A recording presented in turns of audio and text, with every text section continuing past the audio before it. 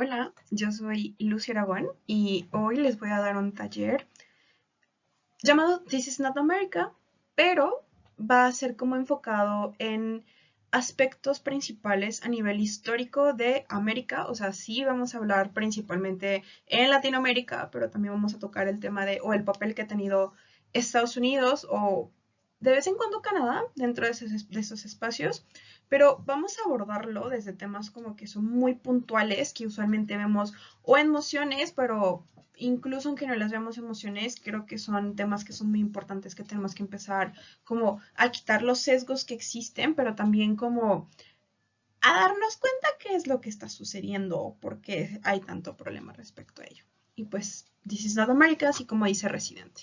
Si no entienden la referencia de ese título, hay una canción que se hace respuesta a una canción que se llama This is America, de no recuerdo quién es el artista, pero ajá, sí, le explica por qué América no es solamente Estados Unidos y que los problemas que existen en Estados Unidos no son los únicos, entonces ese taller va bastante enfocado en ello.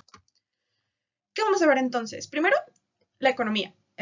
Cómo se encuentran a nivel de acuerdos bilaterales en cuanto a ciertos negocios que tienen, cuáles son las problemáticas principales que existen, etcétera. En migración creo que ya sabemos cuáles son los problemas principales, pero no tal vez cómo es que lo están abordando como los países en esta materialidad, esta particularidad. Entonces es un punto como para poder concientizar un poquito más el tema de migración.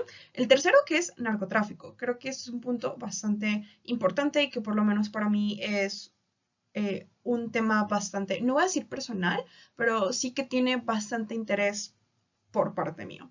Y finalmente, derechos humanos, es decir, no voy a explicarles qué es un derecho humano y así, sino como casos particulares o historias particulares donde ha habido una vulneración de derechos humanos. ¿Cuál es la diferencia tal vez con narcotráfico, migración, economía? Que son hechos históricos que probablemente o no conocían o alguna vez habían escuchado, pero que no tenían la noción de que todo eso había estado ocurriendo. Entonces, ajá, vamos a comenzar. Primero, ¿qué es América?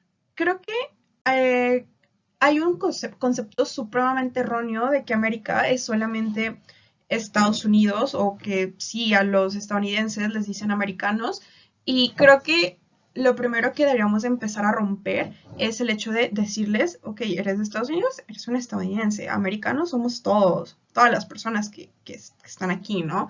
Entonces, creo que el tema es cómo materialmente se ve América a nivel cultural, porque sí, hay un problema en particular en cual se ve América súper fraccionada, pero a veces no somos conscientes de que América está o dividido en regiones muy, pero muy grandes, pero que genuinamente los países que existen en América usualmente son enormes.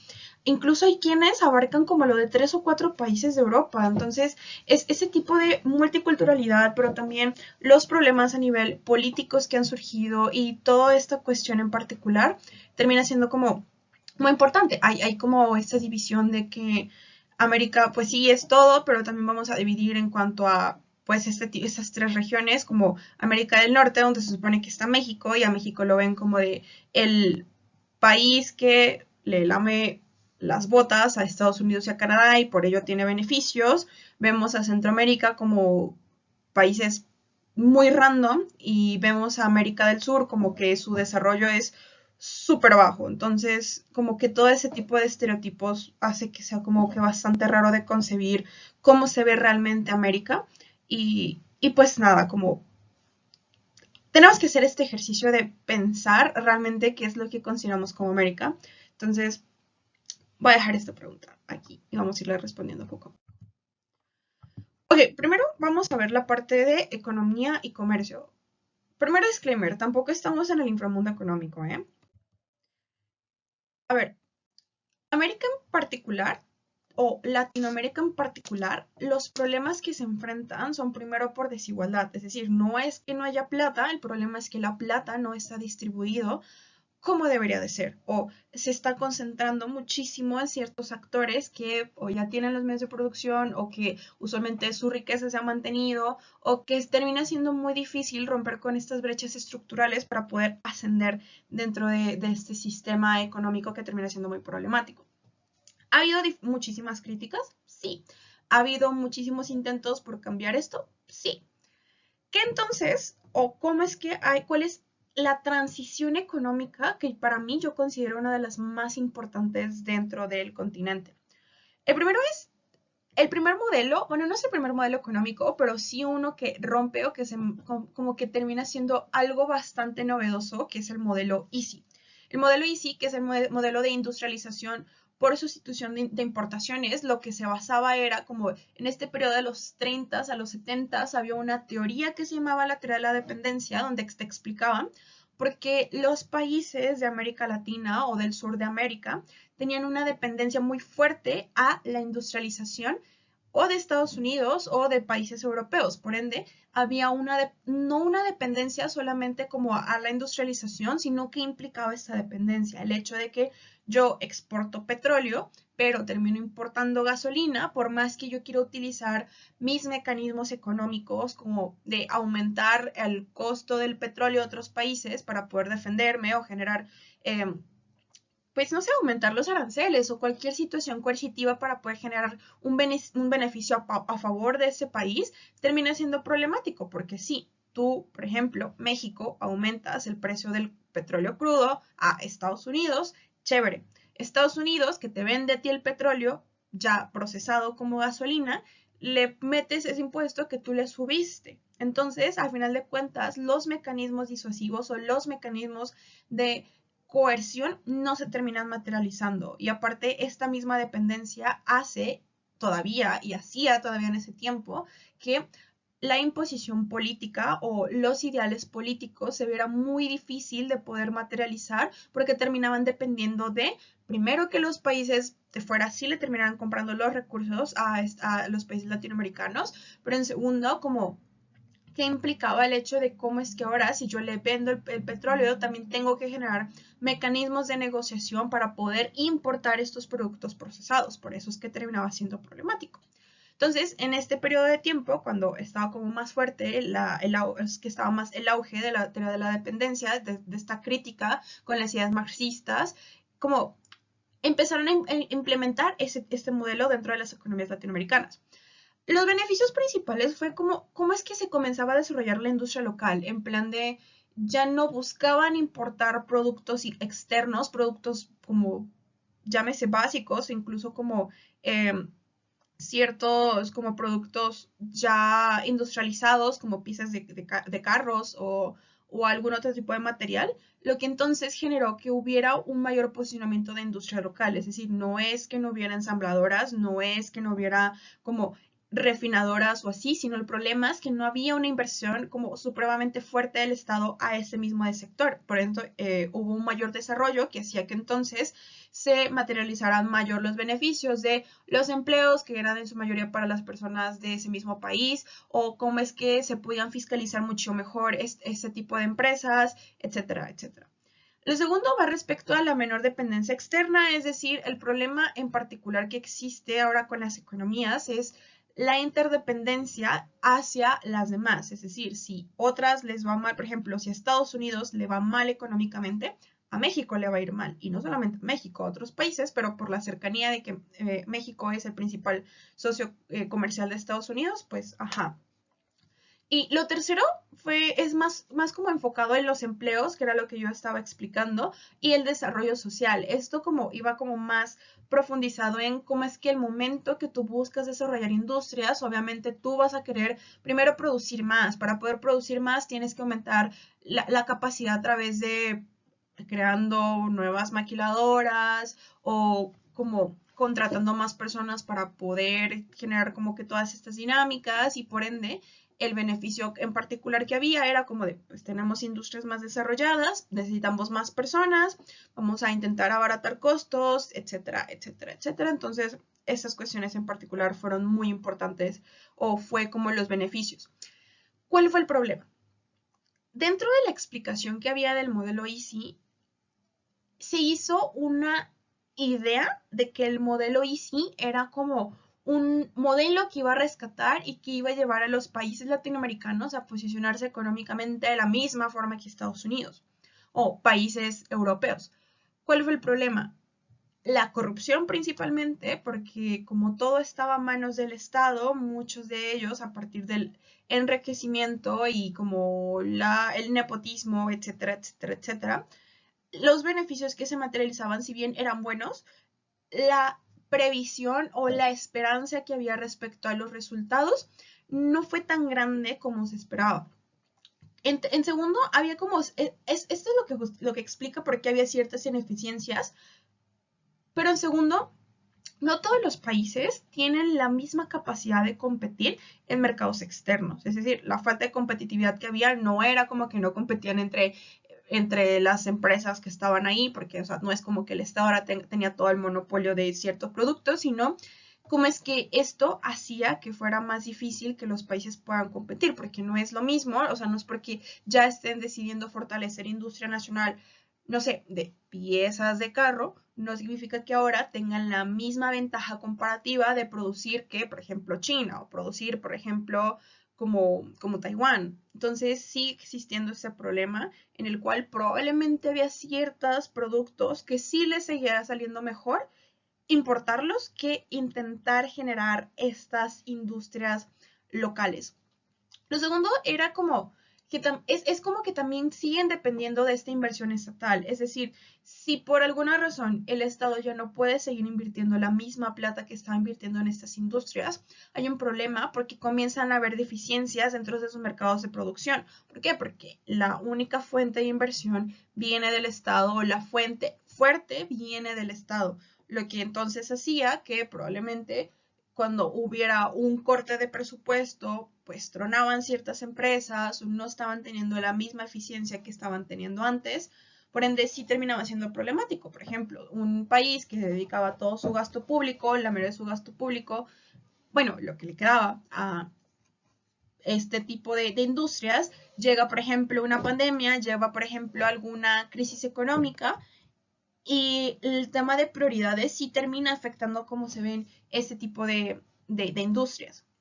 Pero finalmente, el problema también radicaba en que había una diversificación de productos bastante limitada. Es decir, no podían industrializar todas las industrias que tenían y elegir entre una industria terminaba siendo problemático porque, ojito, la capacidad de industria que tiene, por ejemplo, México respecto a, yo qué sé, el petróleo, no es la misma capacidad de industria que puede tener, por ejemplo, Venezuela, porque también siguen dependiendo de la cantidad de productos, pero en segundo, la posibilidad que tenían los estados de poder invertir, porque ojo, tal vez Venezuela sí tenía como más plata, o, perdón, más como concentración de petróleo que México, pero aún así México se podía subsidiar mejor ese tipo de empresas por las capacidades económicas que ya tenía antes o por la misma ayuda que tenía de Estados Unidos, etcétera, etcétera. O sea, al final de cuentas, el papel es muy chévere,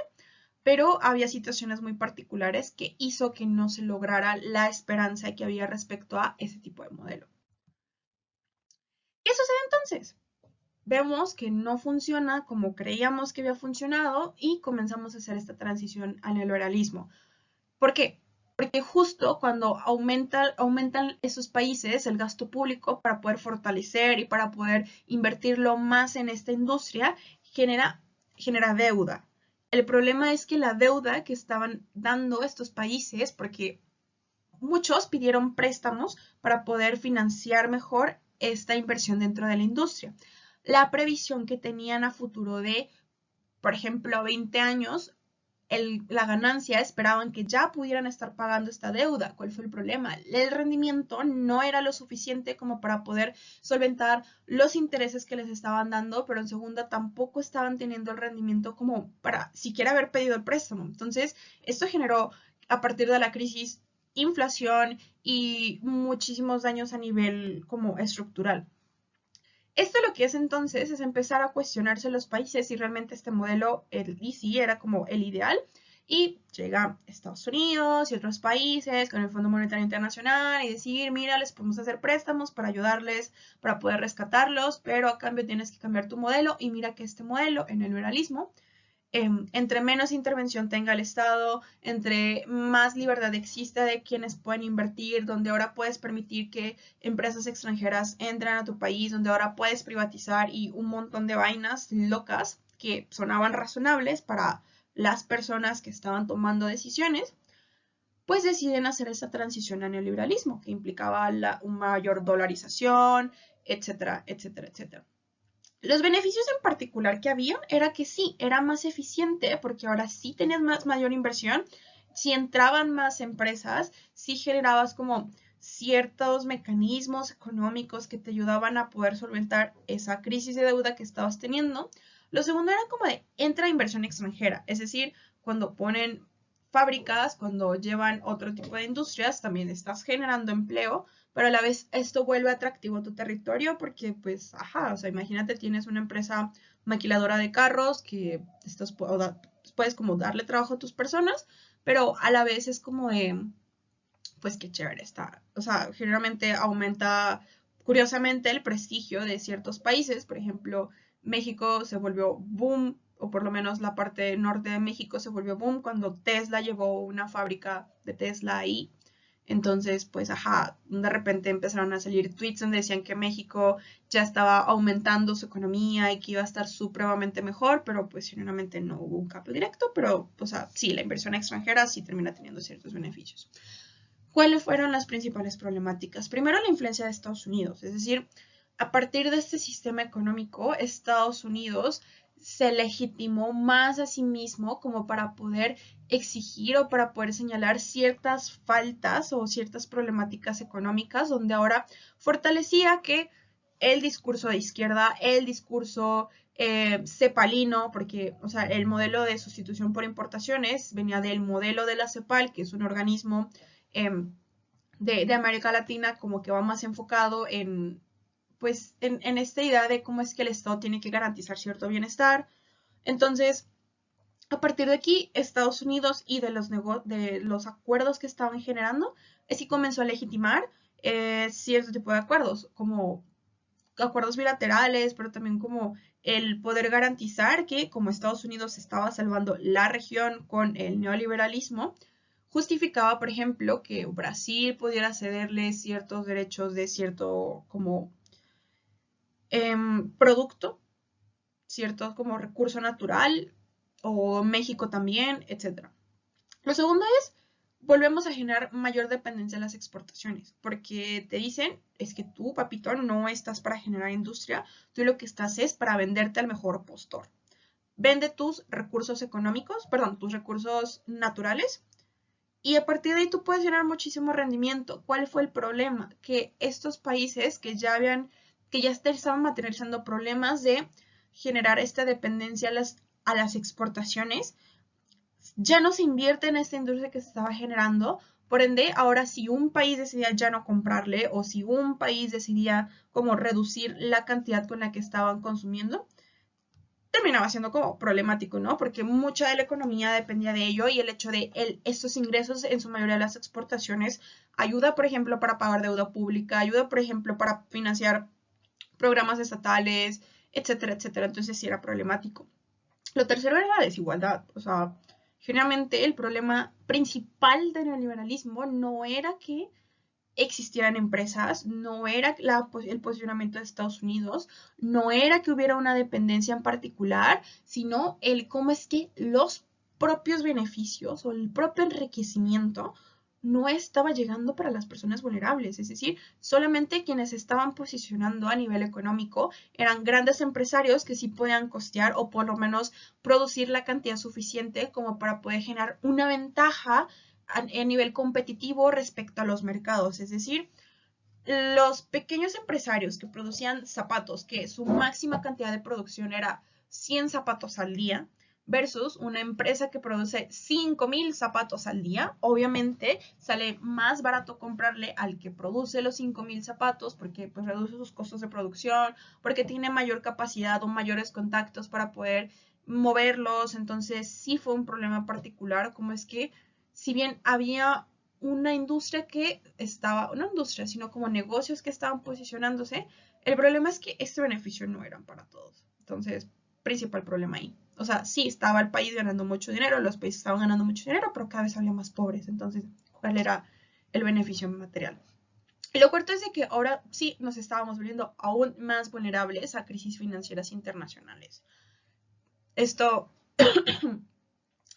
problemático por dos cuestiones, porque hay un meme muy bueno que no lo encontré, que es la foto de un periódico que dice: Guerra Rusia-Ucrania afecta en el precio del kilo de las tortillas en México.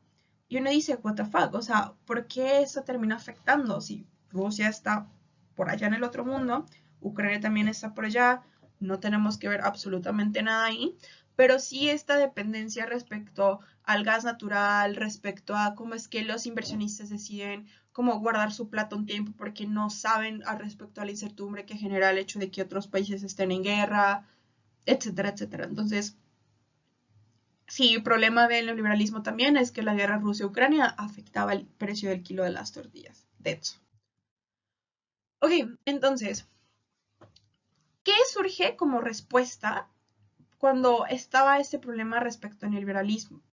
Surgen los organismos de integración regional. De hecho, el objetivo principal de estos organismos son poder hacerle frente a hegemonías o a países que puedan amenazar de cierta manera la autonomía o, por ejemplo, la Unión Europea surge como para poder hacerle frente a la amenaza que estaba representando Estados Unidos y generar acuerdos económicos como más favorables entre ellos mismos. Por ejemplo, los clásicos que existen en América es el TEMEC, que básicamente es Estados Unidos, México y Canadá, que antes era Telecan, y usualmente aquí lo que discuten, y es una dinámica bastante curiosa, porque a nivel económico, quienes dirigen las negociaciones o quienes tienen como un mayor posicionamiento es Canadá y Estados Unidos, porque parece que solo ellos saben manejar la economía. Para hablar de drogas y migración, el diálogo es directo con Estados Unidos y México. ¿Qué uno dice? ¿Por qué es así? Si se supone que son tres. ¿Qué onda? ¿No? Entonces, también respecto a las exigencias que existen desde Estados Unidos y Canadá a México, era en cómo tiene que regular lo de la mano de obra, porque pues, los mexicanos se iban a trabajar a Estados Unidos y a Canadá, y pues era como una mayor ventaja comparativa para las empresas, porque pues les pagaban menos, y los mexicanos aceptaban ello, pero el problema es de que los locales no aceptaban ese sueldo, entonces pues la clásica, están quitando trabajos y así, pensamientos raros. El tema es cómo es que ese tipo de cuestiones en particular los llevan a negociación, pero a la vez, o para poder negociarlo, utilizan mecanismos económicos para poder presionar o coercionar para que se pueda dar ello. Es decir, los aranceles que estaba imponiendo Donald Trump recientemente no eran directamente porque quiere afectar la economía, sino porque entiende cuál es el valor de los aranceles y cómo es que esta intervención a nivel de la economía de los países termina siendo importante. Entonces, todo para darle un foco en migración y narcotráfico. Y así. El segundo organismo de integración regional que me parece muy importante es la Alianza del Pacífico, que básicamente es toda la franja a ver, voy a señalarlo, toda esta franja, es decir, tenemos acá a México, está Colombia, Perú, también está Chile, y, estos países hacen cierta negociación con países del otro lado del Pacífico, con Singapur, etcétera, etcétera.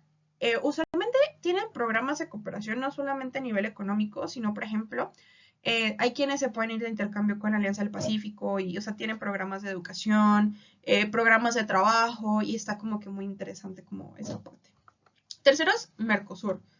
Mercosur básicamente es Brasil, Argentina, Paraguay y Uruguay. Estos cuatro países surgen, o el Mercosur surge al inicio como una forma en la cual puedan generar mecanismos de negociación donde primero no dependieran de Estados Unidos o del posicionamiento de Estados Unidos, pero en segundo como un proceso más proteccionista. Mercosur tiene una visión que no les permite, por ejemplo, negociar por fuera ciertos productos. Por eso es que em, o sea, tienen como que una reglamentización de qué sí pueden negociar, qué no pueden negociar. Es un caso bastante particular, pero usualmente se van como a un mood más proteccionista, donde primero buscan abastecerse a sí mismos y después ya es como de, ah, bueno, no sobra, pues vamos a negociarlo con otros países y a ver qué sucede. O sea, realmente es un bloque económico muy interesante, muy fortalecido a nivel de cohesión.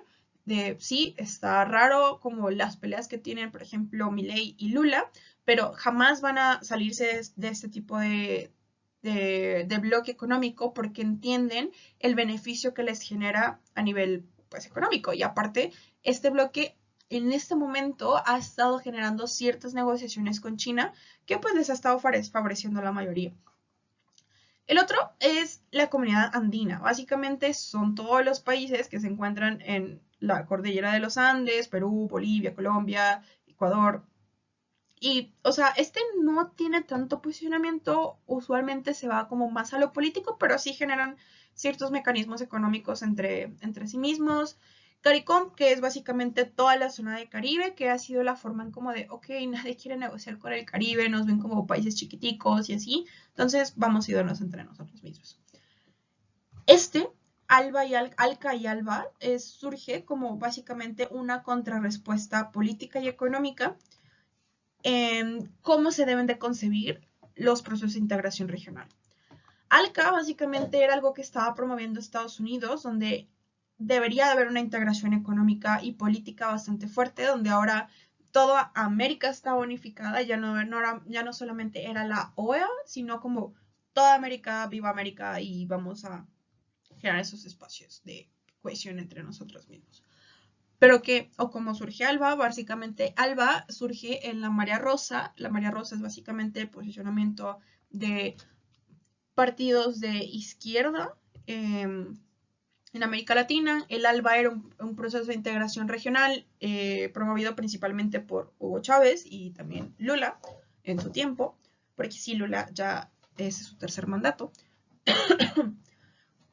donde básicamente lo que hacían era esto como una respuesta donde América Latina no tenía que inmiscuirse con Estados Unidos y que tenían que generar estos espacios de, esa es nuestra economía, eso es lo que producimos, please no te metas Estados Unidos, please Canadá no te metas, por favor, estamos intentando generar espacios de resistencia contra tus aranceles, contra tus tu problema donde ahora nos genera cierta dependencia hacia ti de que si hoy no nos quieres comprar, valemos. Entonces, fue un aspecto bastante importante en cómo es que se iba posicionando, porque también esto configuró a nivel económico, cómo es que se iban viendo en los países, como quiénes sí podían negociar con quiénes, etcétera, etcétera, etcétera.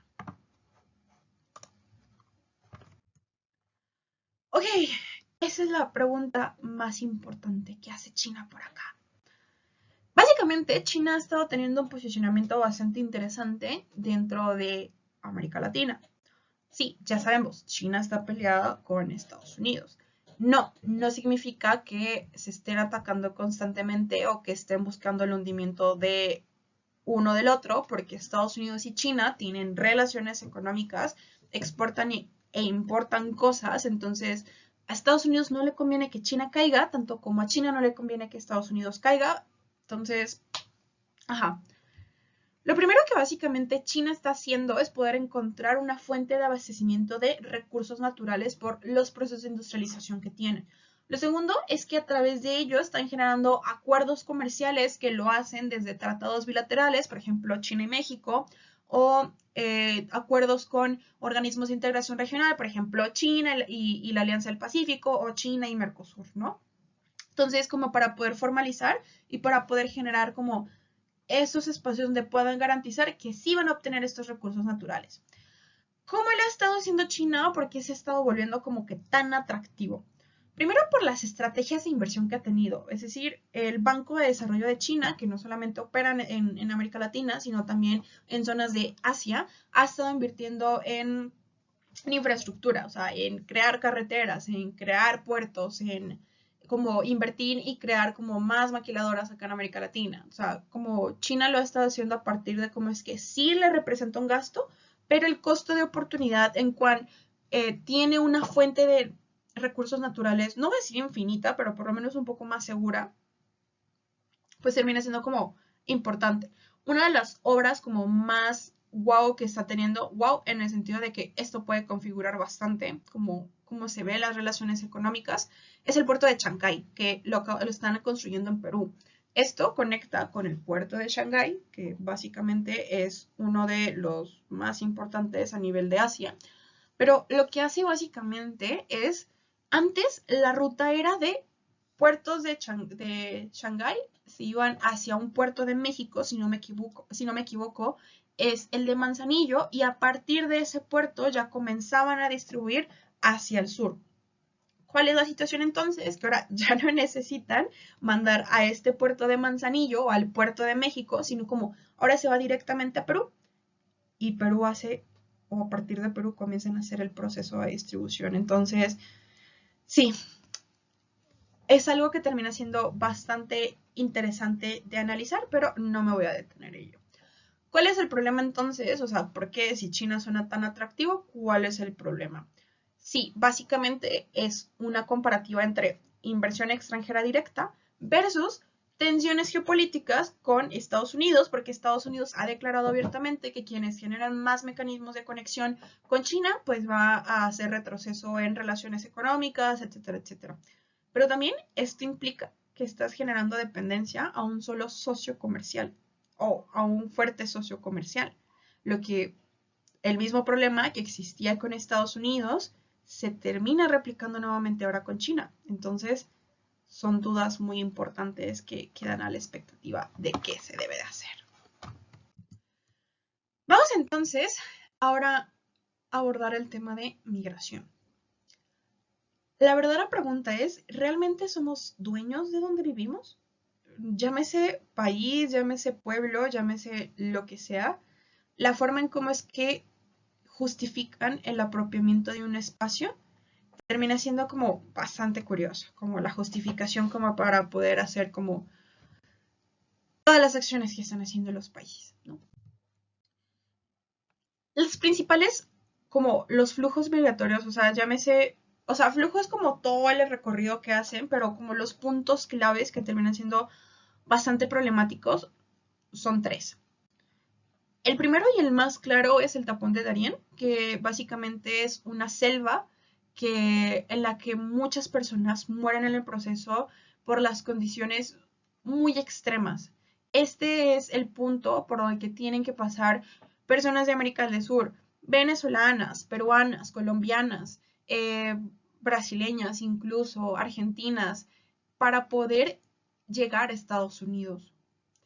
Justo en el tapón del Darién, o en la parte donde ya pueden adentrar, para poder llegar a Panamá, o por lo menos el gobierno de Panamá comenzó a poner más restricciones migratorias para las personas. Entonces es como de, cada vez este punto de espacios intentan como retenerlo, pero el verdadero problema no es si prohíben o no que la gente pase por el tapón del Darién, porque las personas van a seguirlo haciendo, sino cuáles son las implicaciones o por qué tenemos que buscar migraciones más humanas, pero también como que sean lo menos problemático porque se están perdiendo vidas en el proceso. Entonces, ajá. Y la segunda, básicamente, es México. No es porque sea mexicana, sino porque creo que sí hay un problemas muy particulares en estas dos fronteras. La primera es la frontera sur. Es decir, esta frontera en particular, que se supone que es vista como la más fácil, se enfrentan a muchísimas problemáticas que más adelante voy a profundizar, pero usualmente existe aquí como la militarización, la presencia de grupos de narcotráfico, o donde se supone que las personas migrantes es más fácil que entren, pero aún así tienen que hacer todo el recorrido para poder subir. Y México es un país grande, es muchísima distancia. Pero sobre todo como esta parte de la frontera sur también es selva. Hay partes de selva que también no es igual de extrema como el tapón de Darién, pero aún así hay reportes de que personas mueren por insolación, de que personas mueren por ser atacadas por fauna. Entonces, denso, denso, muy denso. Y ahora en la frontera norte. A ver, frontera norte, tienes agentes migratorios estadounidenses que están dispuestos a dispararte.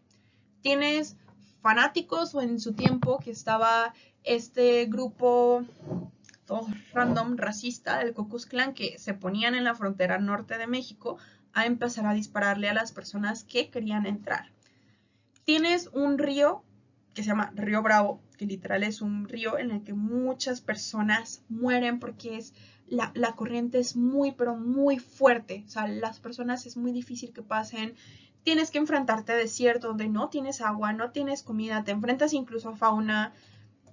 O sea, no solamente las fronteras son problemáticas en cuestión porque tienes que llevar ese proceso para entrar o brincarte algún muro, como dicen, sino como a qué es lo que se están enfrentando las personas particularmente, que hace que sea tan problemático o tan difícil.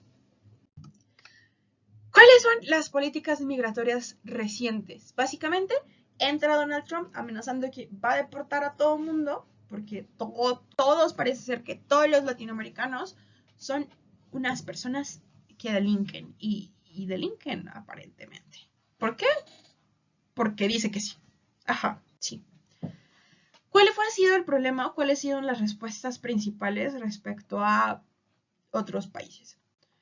El primero es, México ha tenido un posicionamiento en cuanto a, es que simplemente tú no puedes deportar y ya, o decir como que está mal que haya mexicanos allá, porque son personas y la forma en cómo tú los regresas termina siendo muy importante, o como es que tú también estás arruinando la vida de muchísimas personas al momento de truncarles sus sueños, truncarles el trabajo que están teniendo, truncar o separar familias. Y es que el tema de cómo es que Estados Unidos sobrelleva ese proceso es muy complicado. O sea, tienen básicamente campos de concentración donde separan niños de sus padres. O sea, los persiguen. Es bastante como chocante. Pero dentro de los programas que ha estado teniendo, por ejemplo, México dijo, México no tiene por qué agachar la cabeza porque los estén deportando, acá los vamos a recibir. Claudia Sheinbaum, la presidenta de México, tomó un papel bastante interesante, bastante curioso, que no se ha visto con otros presidentes. Porque ella dice, a ver, sí, regrésamelos. ¿Y sabes qué? A las personas que estén en la frontera o que los regresen a cualquier lado, yo entiendo que tú no tienes las capacidades económicas para poder regresarte a tu casa. Y el hecho es, Estados Unidos simplemente a los mexicanos les está dejando en la frontera y norte y es como de, los estás haciendo volver a pasar todo el proceso revictimizante y difícil de atravesar todo el fucking país, donde se enfrentan a muchísimos, pero muchísimos peligros, donde ni siquiera sabes si tienen acceso a transporte, etcétera, etcétera. Entonces, lo que dijo esta mujer es una heroína. Bueno, sí, a mí me gustó mucho esa política. Básicamente, les está dando una tarjeta o dinero, como les está dando como $100 aproximadamente, para que puedan regresar a su casa y para que puedan comprar comida en el proceso. Está implementando programas en los cuales ahora hay creación de albergues para como temporales para las personas que van regresando, que no tienen hogar acá en México. Hay programas para que puedan acceder a salud básica, como en caso de que tuvieran algún problemita. Y también está generando ciertos programas para poder ubicar en trabajos a estas personas para que puedan como sobrellevar esta situación como, pues, como dentro de, pues México ya te falló en esto, pues vamos a ver qué tanto te podemos garantizar, pero vamos a hacer algo. Creo que esto ha sido una respuesta bastante interesante que por lo menos ha garantizado cierta humanidad para las personas que les están deportando. La segunda respuesta, que se me hizo muy interesante, es al posicionamiento que hizo Gustavo Petro, el presidente de Colombia. Porque básicamente lo que estaban haciendo es llevar colombianos a Colombia, vaya la redundancia, esposados en aviones militares, etcétera, etcétera. Lo que Gustavo Petro decía o dice es que no son criminales las personas que están migrando como para que tenerlos esposados. O sea, de pronto sí llevaron cierto proceso de ilegalidad en el sentido de, pues, ajá, no tienes papeles para poder estar residiendo en ese espacio, viviendo en ese espacio, pero eso no implica que sean personas como que delincuentes o problemáticas, etcétera. Entonces, él solicitó que por favor los estuvieran llevando o en aviones comerciales, que no los estuvieran llevando con esposas, etcétera, etcétera, etcétera. Entonces fue un posicionamiento bastante, pues, interesante, pero no tuvo tanta acción. por ejemplo, como lo que está haciendo ahorita o lo que empezó a hacer Claudia. ¿Qué sucede entonces con otros países? Por ejemplo, Guatemala ya aceptó que iba a recibir los aviones de Estados Unidos con guatemaltecos. El Salvador se ofreció a recibir a los criminales deportados, sean salvadoreños, sean guatemaltecos, sean mexicanos, sean de cualquier nacionalidad. El Salvador va a recibir a todos estos delincuentes. Para pensar. Pero creo que uno de los principales problemas o una situación como que no he visto que le estaban dando tanto auge dentro de las noticias es que básicamente están retirando el estatus de protección a las personas de Venezuela, es decir, a quienes estaban por asilo político, que estaban en persecución, personas que en Venezuela las llevan a la cárcel, los tienen como presos políticos. Entonces es como de la única forma en la que puedan garantizar estar fuera de su país para poder evitar esta violación sistémica de derechos humanos, dada la situación con Maduro, Edmundo y así, pues termina siendo como bastante problemático. Entonces, para pensar. ¿A qué se enfrentan las personas migrantes? Primero, a procesos de revictimización, donde ahora tenemos básicamente militares que les están tratando como si fueran amenaza. Y también no solamente ellos, sino se enfrentan a que la mayoría de la forma en cómo pueden atravesar esos espacios es gracias a la ayuda del narcotráfico, pero incluso cómo es que el mismo narcotráfico llega a generar más mecanismos de violencia para estas personas. Es decir, las mujeres centroamericanas son las principales focos para trata de personas, para prostitución, y las raptan haciéndoles creer que les van a dar un trabajo o de mesera o de niñera, etcétera, etcétera. A los hombres los reclutan para el narcotráfico y los amenazan de que si no están ahí les van a matar a la familia o los van a matar ahí mismo, porque pues narcotráfico necesita reclutar personas. Pero sobre todo el problema respecto a la venta de órganos. Es decir, todos estos tres factores terminan siendo problemáticos porque son riesgos, pero el tema es, son personas, sí, son personas, pero son personas que difícilmente las van a poder buscar y son personas que usualmente la ley va a decir probablemente se murió intentando cruzar el desierto, probablemente se murió en el Darién o una forma o van a dar respuestas antes que empezar a buscar justicia. Si de por sí para una persona, por ejemplo en México, es muy difícil poder acceder a justicia y eso que tiene mecanismos de reconocimiento de deber estatal como más materializados y como registros, una persona migrante es más difícil que realmente se le pueda hacer justicia o que realmente por lo menos los familiares puedan saber si realmente murió en el desierto o fue víctima de trata de personas. Entonces, es una situación bastante complicada que se tiene como que visibilizar. Aparte, estamos viendo aquí la forma en cómo es que tratan a las personas migrantes, que son personas que están buscando salir adelante de situaciones de las cuales no son culpables, porque no son culpables de la situación socioeconómica con la que nacen y que no puedan escalar tan fácilmente, de que no puedan acceder a una buena educación que les garantice un buen trabajo, de que su régimen político sea ultra mega complicado, que violente derechos humanos, porque las personas en particular no deciden atravesar una selva nomás porque dijeron, ay, quiero irme a comer un hot dog a Estados Unidos.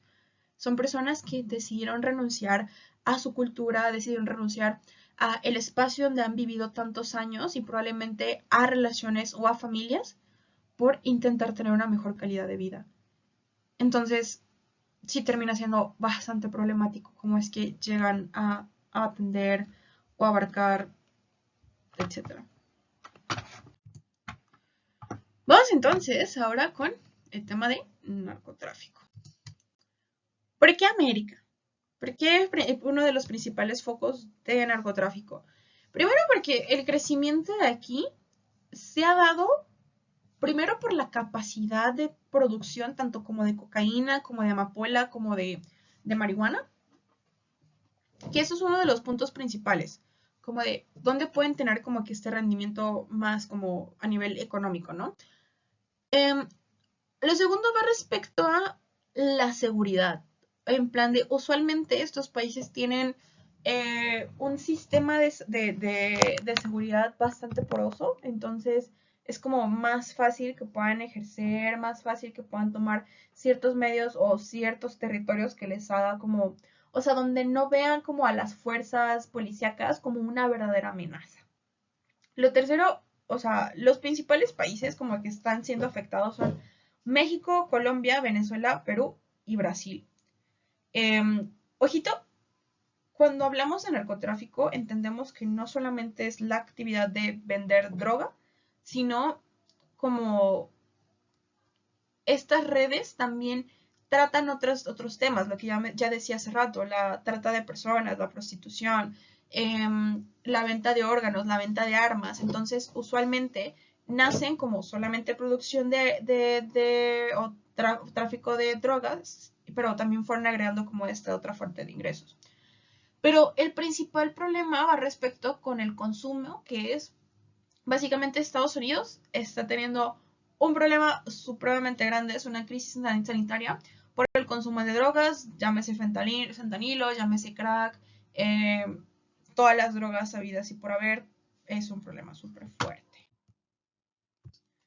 Vamos entonces primero a abordar a México. México se caracteriza porque de 2006 a 2012 hubo un periodo con Felipe Calderón, un presidente que declaró la guerra contra el narcotráfico. Básicamente fue hacer una profundización y una, como, no satanización, pero sí decir por qué era de extrema urgencia atender el tema del narcotráfico. Pero el problema fue cómo lo abordaban, porque no era como que ahora desmantelaban cárteles, no era como que ahora eh, estaban acabando contra el crimen organizado, sino estaban haciendo guerra donde había muchísimo fuego cruzado, donde muchísimas personas eran afectadas en el proceso, porque había sospecha de que tú pertenecías al narcotráfico y te baleaban o te metían a la cárcel y así, o sea, generalmente el único beneficio que hubo de la guerra contra el narcotráfico fue cómo pudieron frenar a un cártel mexicano que se llaman los Zetas, que estaba tomando un posicionamiento muy fuerte y usualmente lo categorizan como uno de los más sangrientos. Entonces, básicamente, lo que hizo la guerra contra el narcotráfico fue acabar con los Zetas, pero fue aliándose con otros cárteles mexicanos y haciendo una repartición de territorios.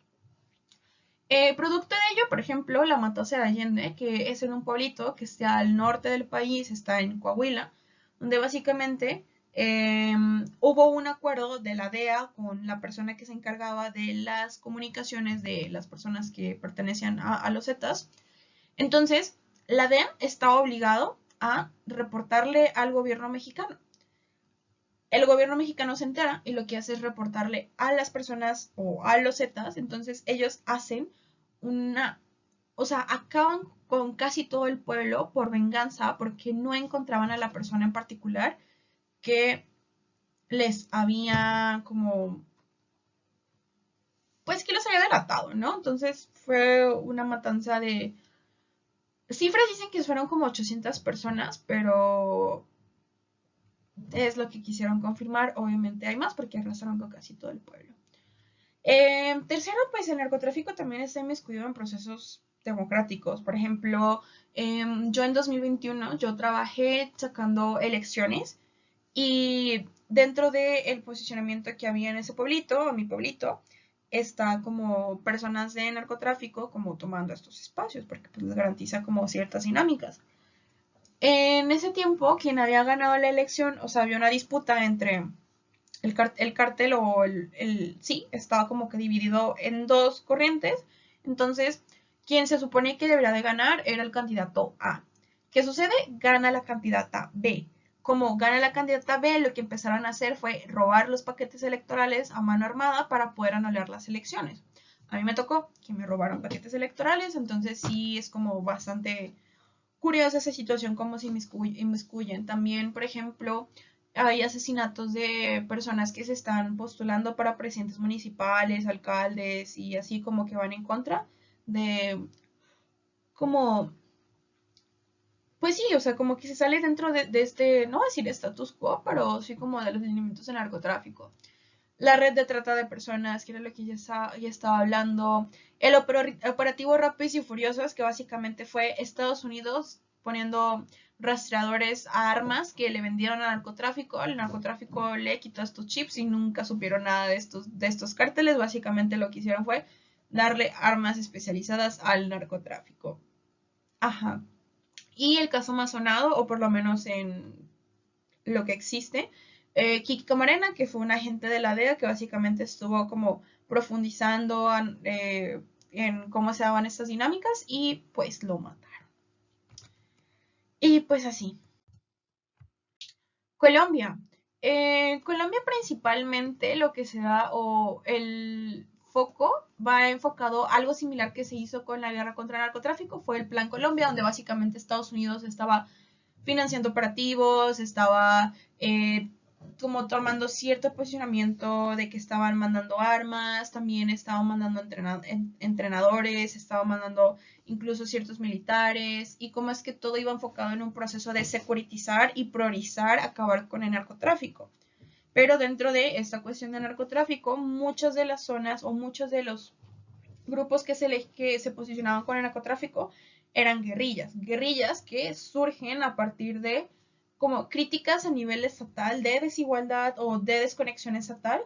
Entonces era como de, era la única forma en que podían como posicionarse. Entonces sí existían los cárteles feos, por ejemplo, como el cártel de Cali o el cártel de Medellín, que, ajá, como, o sea, no voy a decir que las guerrillas son buenas, pero, o sea, como la razón del por qué recurren al narcotráfico no era desde un inicio como el papel de las guerrillas. Entonces empieza a haber como muchísimos desplazamientos, muchísimas como situaciones bastante negativas. Dentro de las acciones que tenían no solamente como el militarizar, sino como fumigar cultivos con glifosato. Básicamente el glifosato lo que hace es quemar absolutamente todas las plantas. El problema era que y todavía existe. Lo vierten, por ejemplo, en zonas del Amazonas, lo vierten en zonas rurales que no solamente acaban con, por ejemplo, con la planta de la coca, sino que también afectan la fauna, también afectan a la flora que existe en esa zona. Entonces es como de, es más grande el daño porque muchas veces lo que hacen es fumigar con la sospecha de que ahí hay coca o marihuana, cualquiera de las dos, o amapola a veces. Entonces, pues ajá. Eh, Básicamente todo se genera como con desplazamiento o todo lo que provoca es desplazamiento forzado porque había muchísimos enfrentamientos entre militares, con los guerrilleros, incluso con el narcotráfico. Por ejemplo, la situación de, incluso aunque no hubieran zonas rurales, en zonas como más metropolitanas, como Medellín, el hecho de cómo es que había toques de queda, en cómo es que había carros bomba que mataban, o sea, que mataban gente, donde ahora no solamente la pelea era como cártel y gobierno, sino también involucraban a los civiles. Posterior a ello, hubo procesos de paz, o sea, de hecho se firmó en 2016, donde identificaban la razón principal por la cual las personas indígenas, que son las que usualmente son obligadas a cultivar o que son las que están cultivando porque les genera el rendimiento económico, eh, esos acuerdos de paz van enfocados en poder generar estos mecanismos para que las personas ya no tengan que recurrir a este tipo de actividades y con ellos surgen los programas de desarrollo con enfoque territorial, que, ajá, yo estoy trabajando eso como tema de tesis, que básicamente es de qué forma podemos desarrollar las zonas rurales que usualmente son foco para el narcotráfico que no tengan que recurrir, donde ahora no solamente, por ejemplo, que existe una sustitución de cultivo, donde ahora comunidades indígenas que producían coca, ahora lo sustituyes por algo que les genera como el mismo rendimiento económico, vainilla, cacao, fresa o cualquier otro cultivo, porque se entiende cuál es la dependencia económica o las razones estructurales por qué las personas recurren a ese tipo de cultivos. Lo segundo, como también diversificar las fuentes de ingresos, como llevar como más empleos, como ayudarles con educación, etcétera, etcétera, etcétera.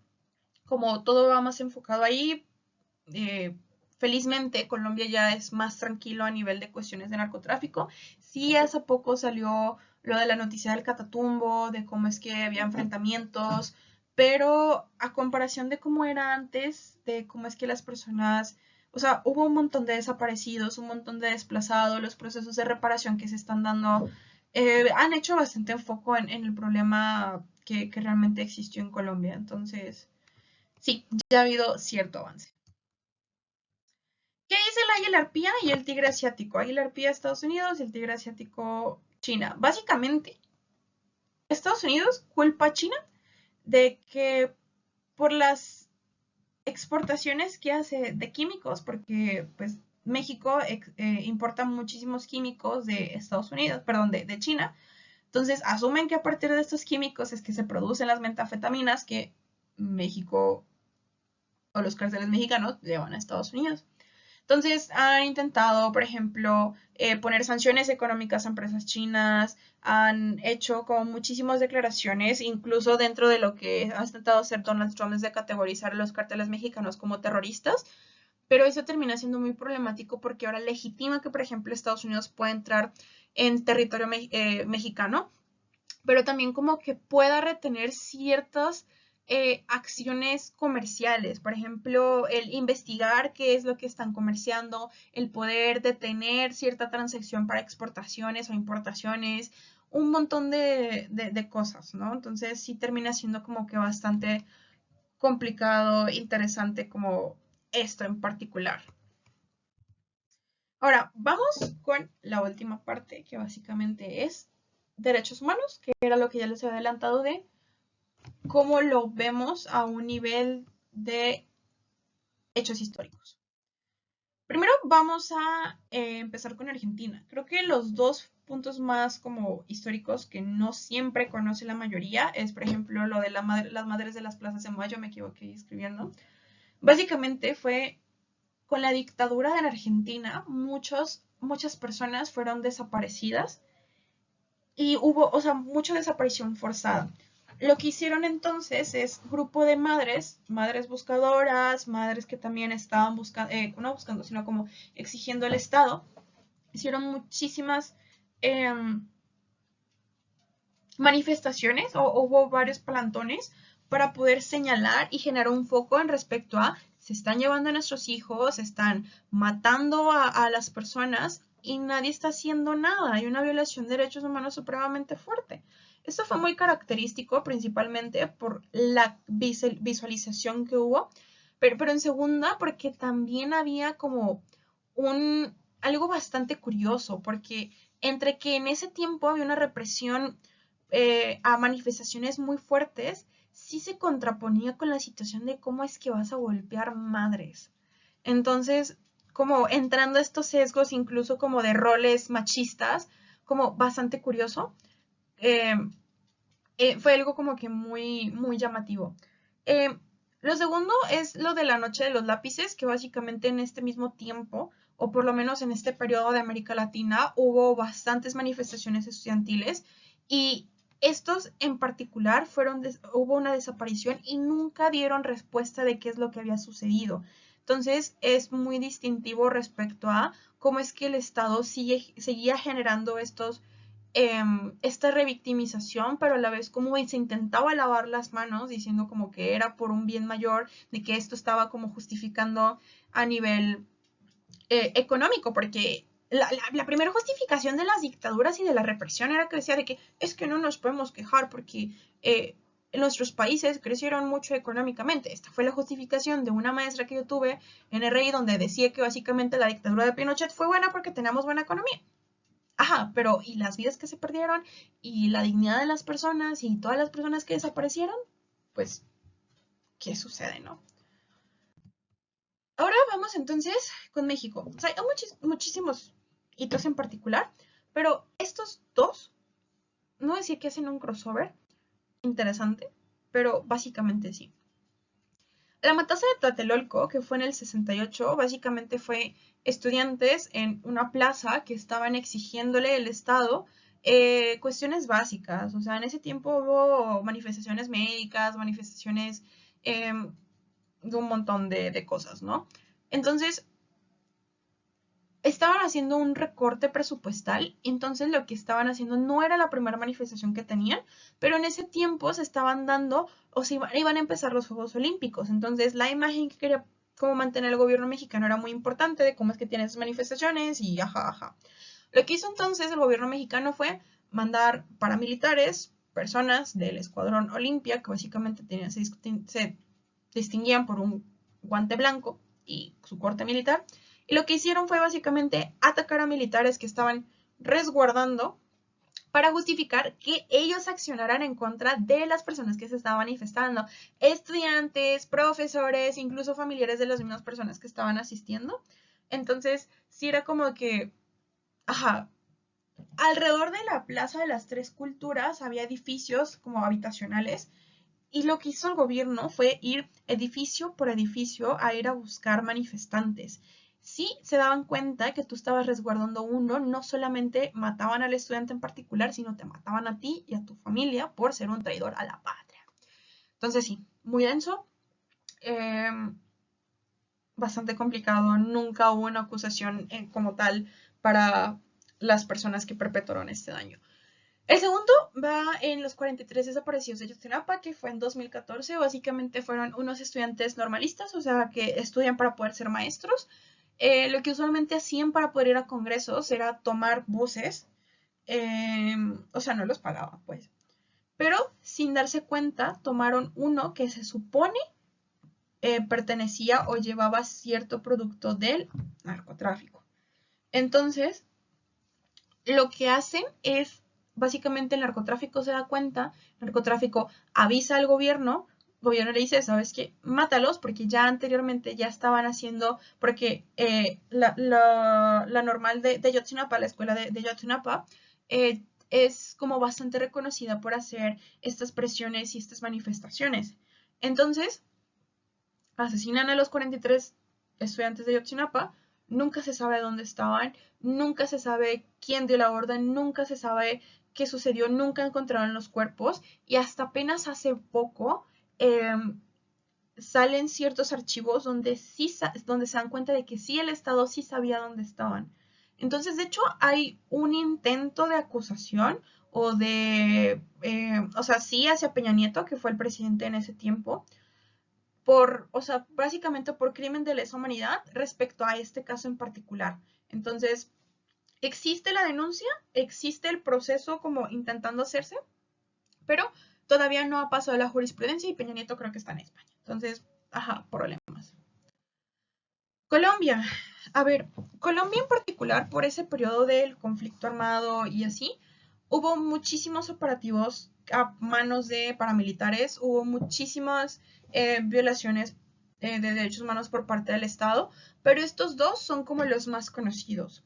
El primero, el de los falsos positivos, donde básicamente lo que hacían era, había un punto donde ahora reconocían o te daban cierto beneficio a ti como militar por atrapar guerrilleros. Entonces, lo que hacían era a muchas personas que o estaban por la calle o simplemente les parecía sospechoso o por cualquier situación, los asesinaban y decían que ellos eran positivos a ser guerrilleros, que ellos habían estado en combate, que ellos habían atacado al Estado. También hubo la situación de lo de las botas al revés, donde incluso les vestían como guerrilleros, pero lo raro era como de, sí entregaban los cuerpos, pero con botas al revés. Si son guerrilleros, como por qué se pondrían botas al revés.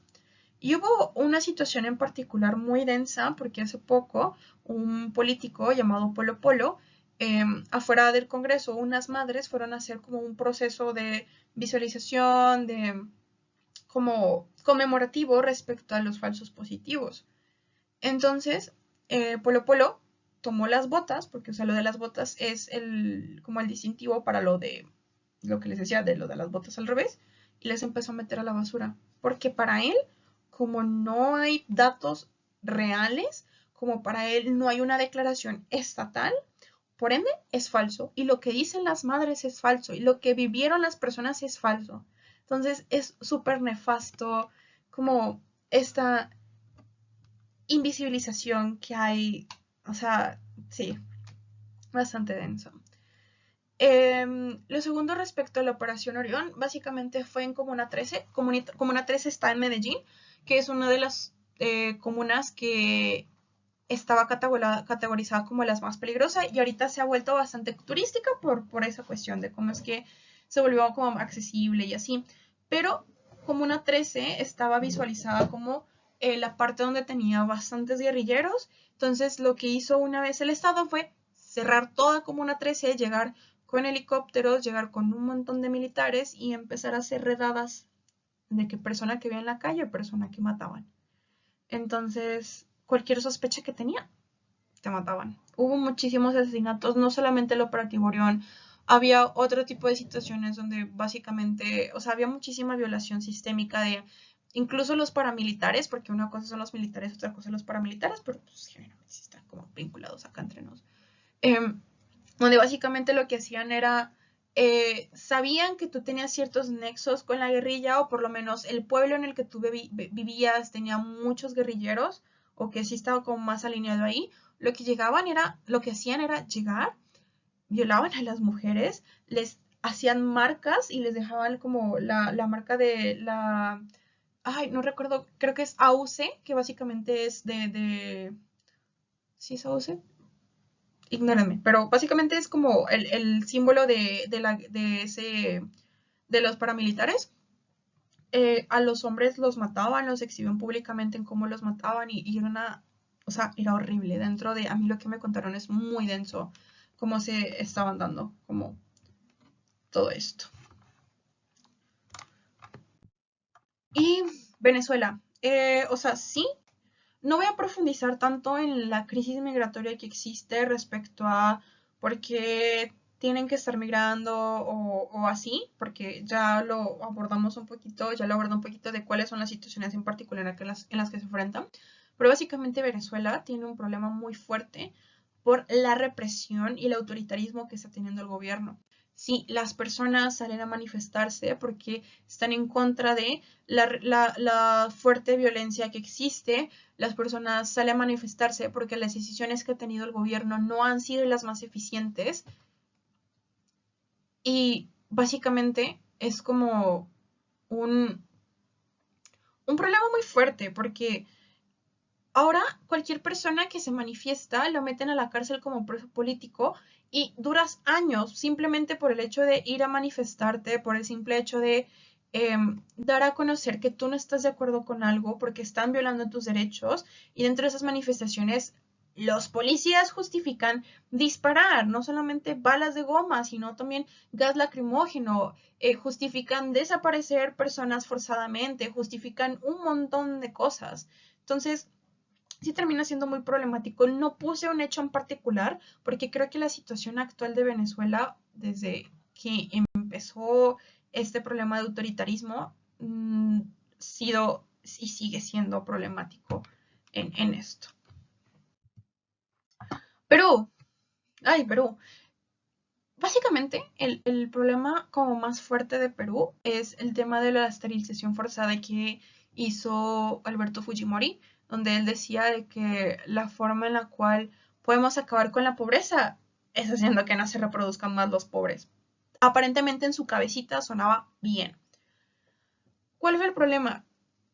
Esterilizaron mujeres indígenas, esterilizaron mujeres que estaban en situación bastante vulnerable económicamente, y el hecho de lo que conlleva un proceso médico, lo que conlleva, porque no era como que las esterilizaban en plan de super mega comodidad, sino como eran cirugías que no consentían, que es lo peor de todo, pero son de las situaciones como de salubridad también eran como de como confianza, ¿saben? Entonces, sí, that's the problem. Hubo muchísimas manifestaciones respecto a ello, pero el problema es que incluso había represiones como por parte del Estado a estas manifestaciones, entonces sí es como que bastante denso. Creo que eh, el hecho de cómo es que incluso hubo personas que justificaban esto que hizo Fujimori a partir de que es la única forma o la única vez que hemos tenido un avance económico como país, es a partir de un señor que aparentemente violaba el consentimiento de las personas y les arrebataba la dignidad. Bastante denso. Y ahora, Estados Unidos. A ver, creo que lo que quiero abordar de Estados Unidos en particular es, entendemos que Estados Unidos su discurso principal es pro derechos humanos, pero el tema es de que ahora Estados Unidos retiró el derecho al aborto. Estados Unidos, cuando pasó lo de George Floyd, las manifestaciones que hubo muchísima represión estatal. Dentro de lo que ahora vemos, no voy a hablar de un hecho particular respecto a represión policíaca porque la misma esencia de Estados Unidos es reprimir a nivel sistemático con policías justificando cualquier tipo de cosa. O sea, la violación de derechos humanos que hace Estados Unidos es cómo es que lo aplica a nivel de migración, cómo es que lo aplica a nivel de protestas sociales, pero no es la única forma o sea, es constante, pero no es el único hecho en particular donde ha violentado los derechos humanos de las personas. Por si no sabían, Estados Unidos tenía campos de concentración para japoneses. Sí, no solamente eran los nazis. Sí, parte de lo que justificaba el actuar en contra de los alemanes porque estaban perpetuando bastante daños a derechos humanos, pues Estados Unidos, que salió campeón, también tenía campos de concentración donde segregaba, donde asesinaba, donde obligaba a trabajo forzoso, donde tenía a las personas en situaciones infrahumanas, pero parece que nunca salió a la luz. De hecho, también establecieron un campo de concentración, si no me equivoco, en México, también de japoneses, como parte de los acuerdos que tenían. Entonces, sí, bastante complicado la jerarquía que nos lleva a derechos humanos a todas las personas. Pero bueno. Y para finalizar, creo que después de todo, hay que preguntarnos realmente qué es Latinoamérica o América en particular, porque, ajá, América no es solamente Estados Unidos y Canadá, o no es solamente Estados Unidos, sino toda la construcción del continente, pero también la apropiación y la identidad que se le ha dado al resto de América ha sido más en cómo es que somos latinoamericanos, cómo es que incluso a veces nos consideramos hispanoamericanos, pero casi siempre la denominación más fuerte es latinoamericano. No, no somos repobres, el problema es que tenemos sistemas económicos bastante densos que no permite que las personas pobres puedan salir de esta vulnerabilidad, donde el rico se hace más rico, donde las empresas cada vez van quitando derechos a las personas. Sí hemos sufrido bastante, como nos hemos dado cuenta, personas que han luchado lo suficiente para que, por ejemplo, yo pueda estar en este espacio en particular, dando un taller donde ahora sí se le da de cierta manera voz y visibilización a las mujeres, donde ahora el hecho de que comencemos a criticar, que podamos hablar abiertamente de qué es lo que pensamos y cómo podemos criticar al Estado, también es resultado de muchísimas luchas, el hecho de que haya derechos laborales, porque yo sé que a lo mejor trabajar con el salario mínimo que tenemos no es como que, uy, wow, asombroso, pero por lo menos ahora tenemos unos espacios donde podemos ir a denunciar, tal vez no son los más efectivos, pero por lo menos las posibilidades que tenían las personas anteriormente no son las mismas, donde ahora hay mayor foco de visibilización, donde ahora hay más formas en las cuales las personas no se quedan calladas. Creo que sí hemos sufrido bastante, pero hemos generado bastantes mecanismos para poder sobrellevar y la construcción de la identidad ha sido bastante importante para poder hacer frente a todas estas actividades que merman la autonomía, que merman los derechos humanos, que afectan por completo toda esta construcción y que tenemos como país, como cultura, como colectivo, etcétera, etcétera. Pero sobre todo creo que América Latina o América, sí, América, es una construcción colectiva de identidades. Es decir, si dentro de los países existen diferentes identidades, no es como que ahora solo converja la identidad mexicana con la identidad colombiana, con la identidad brasileña, con la identidad peruana, sino como las identidades de México conviven con las identidades de Canadá. Estas identidades de Canadá conviven con las identidades de, por ejemplo, Perú o las identidades de Uruguay. Entonces, creo que principalmente lo que queda o lo que me gustaría que quedara finalizando esta formación es, hay muchísimas situaciones en particular que terminan siendo bastante problemáticos y antes que empezar a generar juicios o opiniones respecto a lo que está sucediendo actualmente, tenemos que revisar cuáles son las dinámicas que existen, cuáles son las historias que hay detrás y cómo es que se ha dado estas dinámicas a nivel colectivo, que hace que actuemos de esta forma, que hace que los gobiernos actúen de esa forma, que hace que los colectivos, activistas, etcétera, actúen de esa forma y cuáles son los mecanismos de resistencia que hemos tenido, pero sobre todo la concepción de que no es simplemente un arancel que está imponiendo Donald Trump, sino, y que no es solamente el arancel que está imponiendo Donald Trump, sino como mecanismos de generar coerción donde hagan sentir a ese país que tiene control sobre los otros, que probablemente es cierto, pero no es solamente como decir de no, no nos van a controlar y ya, porque también hay que revisar capacidades, también hay que revisar qué otras cosas hemos hecho al respecto como países, no como personas individuales. Y, y pues eso, hay que utilizar el lentecito latinoamericanista para poder analizar con una forma más crítica cada uno de los hechos que han estado ocurriendo. Y pues nada, pues muchísimas gracias si te quedaste hasta el final. Espero que esta visión desde una internacionalista, pero con especialización en América Latina, haya bastado. Sorry si no profundice tanto como Estados Unidos o Canadá, porque pues genuinamente creo que los problemas principales van enfocados como más en esta parte y creo que siempre cuando hablamos de América, creemos que América es solamente Estados Unidos y Canadá. Entonces, pues nada, muchísimas gracias. Chao.